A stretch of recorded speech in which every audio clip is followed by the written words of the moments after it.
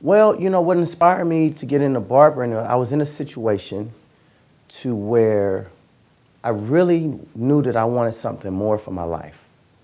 And working at Vons, which was a grocery store here in California, I knew that one day I was on my break and I was sitting there watching, and the manager just got a brand new BMW, and everybody couldn't wait to get on their break to go look at this BMW. And it was only like, at that time, it was a 320i. And I was like, this is the best that we're gonna get. He's the top guy in the store, and this is the best we're gonna do. And I knew for a fact that one day that I was never gonna get the keys and lock up Vons and be like, hey, we're all taking the day off, we're gonna just hang out. No, it's a corporation. So if I knew that I wasn't gonna be able to lock those doors, and I knew that the BMW is probably the highest level of 329, not even a 7 Series, that's the highest I'm gonna be able to get, that's my ceiling, I said I gotta do something different. I have to do something else. Was it barbering right off the top? No. Did it happen to come that way? Absolutely. And I come from a long line, a bloodline of barbers. My grandfather was a sharecropper / barber. When he's not working out in the fields or doing whatever he was doing, he was a barber. My uncle, barber. My mother, barber. Me, barber. So I'm not foreign to it at all, and I spent many hours, many days in the barbershop. What inspired me to get into motivational speaking? I was one of the guys that, and I knew it early on that I was different. I knew I was special. I just didn't know what it was. I was always a leader from the 4th grade.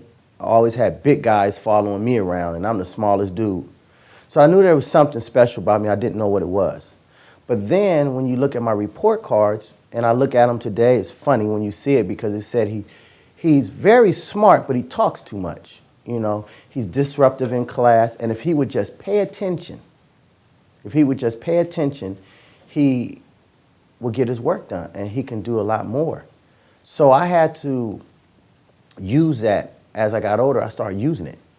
And I'm like, man, speaking. Then there was one time that I was trying to get this award, which was the Receiver of the Year award. I was heavy into football, high school, freshman year. And it was between me and this guy named Cary Grant. And Cary Grant, he was up and coming, but I knew I was the best receiver. And I knew I was going to get the award. So I got dressed. The whole day was me working on this speech and, how I'm going to get this. And it was like the Academy Awards to me. Well, I arrived just in time for that award. And they announced the award and said, this guy has been improving. He really showed a lot of tenacity. He was this, he was that. And I'm like, yeah, let's just get on with it, And then they said an award goes to Cary Grant. I jumped up, Cary jumped up, but my heart ran out one way, got back in the car. My body stood still, and then I was just at a loss for words. My mother grabs me, tells me to sit down. Cary just gets his trophy, walks away. They said, we got one more trophy, and this trophy goes to a person. If it wasn't for him, we wouldn't have won as many games as we won. This guy constantly continues to inspire and motivate, and once you hear him speak, you'll know why he gets his trophy. This is the first time ever in history, John Muir's history, that we ever gave an award like that, but we felt like it was needed. And so, mind you, I only know this is because I watched the video. But in my mind, and then when they called my name and said the most inspirational award goes to, and they said Darrin Lyons, I still sat down because I wasn't paying attention anymore. So everybody's like, get up, get up, get up. So I got up, did my speech, shut it down, of course. But one thing I understood was this. I did not understand that sometimes people see something in you that you don't see in yourself.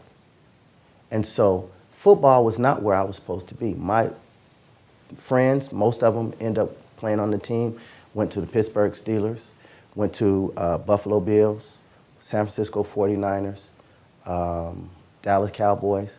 But that wasn't for me. That wasn't my destiny. That wasn't my plan. But my coach seen something different in me. I tried to throw the award, of course, out the window when I got to the car. My mom grabbed it, put it in the trunk, so I didn't throw it away.